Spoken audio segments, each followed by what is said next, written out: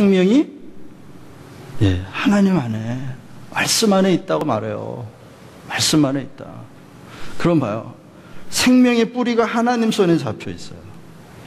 그리고 이 생명이 뻗어나가 모든 생물체 안에 지금 역사하고 있어요. 과학자들이 연구하는 그 생물체 자체예요. 생물체 자체. 그러나 우리가 보는 건 어때요? 생물체 안에 그 뿌리에 있는 하나님, 말씀 안에 생명이 있고 하나님 손에 생명이 붙들려 있다는 걸 우리가 믿잖아요. 그러면 하나님 손에 붙들려 있던 생명이 이게 뻗어나가 생명체에게 어떤 현상들을 일으키고 어떤 과정을 겪는지를 누가 밝혀줘요? 과학자들이 밝혀주죠. 얼마나 고마워요. 그 발견을 감사하고 고마워하며 그들이 보지 못하는 그 진리, 그 생명의 뿌리가 말씀 안에 있다, 하나님 안에 있다고 하는 것까지도 우리가 가지고 있으니 얼마나 감사하냐. 진화론을 인정을 하면 창조론이 부정되는 것 같은, 아니요. 진화론은 어디에요? 자연의 세계에 국한되어 있는 현상을 연구하는 거라니까요. 창조론은 훨씬 더 커다란 범위 안에 보이지 않는 세상까지 다 포함해서. 그러니까 진화론을 받아들인다고 해서 창조론을 포기하는 게 아니에요. 아니라고. 하나님이 어떻게 세상을 만드셨는지 그 사실은 감춰져 있어요. 감춰져 있는 비밀이에요. 생명, 그것이 비밀이기 때문에 하나님 자신이 비밀이에요, 여러분. 하나님의 비밀인 그리스도라는 표현이 나오잖아요. 그리스도는 지금 비밀이 되셨어요. 아무도 알 수가 없어요. 그렇기 때문에 신앙과 과학은 여러분 안에 영적인 질서를 적어놓으면 과학자들의 그 발견과 과학자들의 도움이 얼마나 우리에게 큰 도움이 되는지 몰라요. 자, 보세요. 창세기 1장을 보면 하나님이 특히 동물과 식물들을 만드실 때 뭐라고 그러시냐면 땅에다 명령을 하세요. 하나님이 가라사대 땅은 종이에요. 각종 나무와 씨에 있는 열매, 채소들을 내라. 자, 내라 하고 말씀하셨어요. 그럼 나머지 일은 누가 하는 거예요, 이제? 나머지 일은 땅이 하는 거예요, 땅이. 자, 그러면 이걸 창세기가 진화론을 지지한다고 볼 수도 있죠? 진화론은 땅에서 일어난 일이고 그 땅에서 일어난 일의 시작은 창조론, 창조주의 명령이라는 거예요. 그럼 마지막 날, 여섯째 날 짐승을 만드신 것도 마찬가지예요. 땅은 각종 땅에 기는 호흡하는 기식하는 것들을 내라 그러셨어요. 내라. 그럼 내는 건 누가 한 거예요? 땅이 한 거라니까. 그러면 최소한 창세기 1장은 진화론을 반박하는 게 아니에요. 반박하지 않아요. 진화의 가능성에 대하여 성경은 열려있다. 열려있다. 그거를 하나님이 말씀하셔서 만들었으니까 진화는 틀렸다. 이거는 성경을 너무 수박 겉핥기식으로 읽은 거예요. 그건 너무 뭐랄까요, 창조론에 대한 선입감에 사로잡혀서 너무 쉽게 결론을 내려버린 거라고. 그렇지 않을 수 있다. 열려있다. 그렇다고 성경의 어느 구절에 진화론이 맞다 이렇게 써있다는 말도 아니에요. 다시 말하면 성경은 양쪽을 향해 다 열려있다는 거예요. 양쪽을 향해 다 열려있는데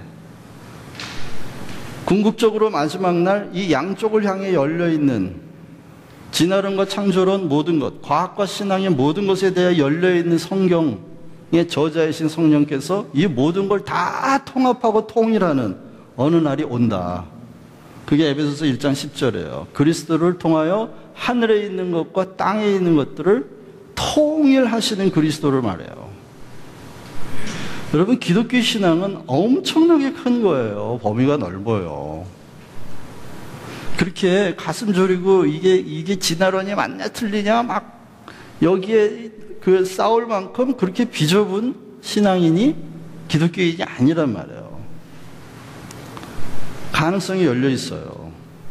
열려 있기 때문에 너무 성급한 결론을 내서 이단시하고 마귀 자식이라고 내몰수록 생명이 우리 기독교의 본질이잖아요. 진화론자 과학자들의 관심도 생명이라니까요. 그들의 관심이 생명이에요. 그런데 정작 창조주 하나님을 믿는 그리스도인들은 생명에 대해 별로 관심이 없어요. 여러분, 이게 모순이에요. 이게 모순이에요. 계속해서 여러분 안에 그 생명에 대한 관심, 과학자들은 과학적 사실을 밝혀내는 방식으로 그 생명의 관심을 추구하지만 기독교인들은 그런 지식이 없으니까. 그렇지만 창조주의 말씀의 계시인 성경을 통해 우리에게 좀 더 근본적인 차원의 생명을 말씀해주고 있다는 겁니다. 결국은 그 생명 안에서 이런 과학과 신학의 개념이 통합하는 역사들이 일어날 거라고 저는 믿습니다. 저는 믿어요. 그래서 지금 현재 과학자들 사이에도 진화론이냐 창조론이냐 많이 있지만 하나님은 결국 협력하여 모든 선을 이루시는 분인데 결국 궁극적으로 드러나는 것은 뭘까요? 생명입니다. 그게 부활 신앙이고요. 그렇기 때문에 여러분 안에 좀 더 크신 하나님을 생각하고 여러분의 신앙의 지경을 좀 넓히시기를 바라요. 네. 마지막으로 얘기하고 싶은 건 지금 몇 시죠? 시간이? 시계가 없어. 네? 35분이요. 한 10분만 얘기하고 마칠게요. 그러면 뭐냐면 성경에 대해서 좀 얘기하려고 그래요. 성경은 첫째, 성경은 여기 없어요. 제가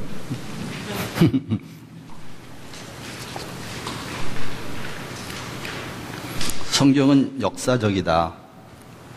역사적이라는 말은 성경이 기록된 것은 어느 날 한 사람이 한 사람의 영감으로 기록된 게 아니라는 겁니다. 다시 말하면 모세가 모세오경을 썼다라고 하는 게 보수 신학 쪽에는 정설로 받아들여지지만 설사 모세가 그것을 썼다고 하더라도 이것은 모세 한 사람의 영감으로 된 게 아닙니다. 그것은 그 고대 히브리인들의 모세 이전에 그 하나님 신앙, 여호와 신앙이 계속해서 구전으로 이렇게 유전이 돼 오다가 어느 날 성령께서 모세라는 사람을 사용하여 그것을 기록한 거죠.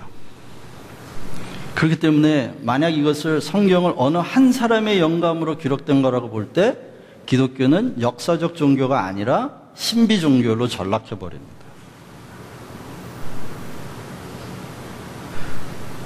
그렇기 때문에요, 성경은 역사적이다. 다시 말하면 하나님은 인간의 삶과 함께 오시면서 인간의 그 삶의 역사 속에서 조금씩 진리를 계시하시고 조금씩 진리를 계시하신다. 왜? 하나님의 목적은 역사를 구원하시기 원하기 때문에 그렇습니다. 인간의 역사 자체를 구원하시는 분이에요, 하나님은. 그래서 성경은 역사적이에요. 우리가 사는 삶도 우리 인류 역사의 일부이잖아요. 그렇죠? 그렇기 때문에 성경에 나오는 진리는 역사적인 진리다. 역사적인 진리다. 자, 그런데요, 여기서 조심해야 될 것은 이렇게 똑같은 얘기를 해줘도 듣는 사람이 듣는 귀가 없으면 꼭 오해를 해요. 예를 들면 제가 지금 성경은 역사적입니다. 분명히 역사적입니다. 라고 말했어요. 그런데 어떤 사람은 이렇게 들어요. 성경은 역사다. 이렇게 들어요. 내가 그렇게 얘기했다는 거예요. 성경은 역사라고 얘기했다는 거예요. 그 말은 뭐냐면 진리는 역사다. 진리와 사실은 같다. 이건 또 엄청난 차이가 있는 거예요, 여러분.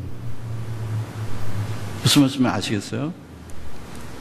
봐요. 하나님의 진리, 하나님의 계시는 역사를 초월해서 계시는 거예요. 그렇죠? 그런데 그 초월해 계신 하나님이 역사 안으로 들어오셔서 역사 안에 진리를 조금씩 계시해 주신다는 거예요.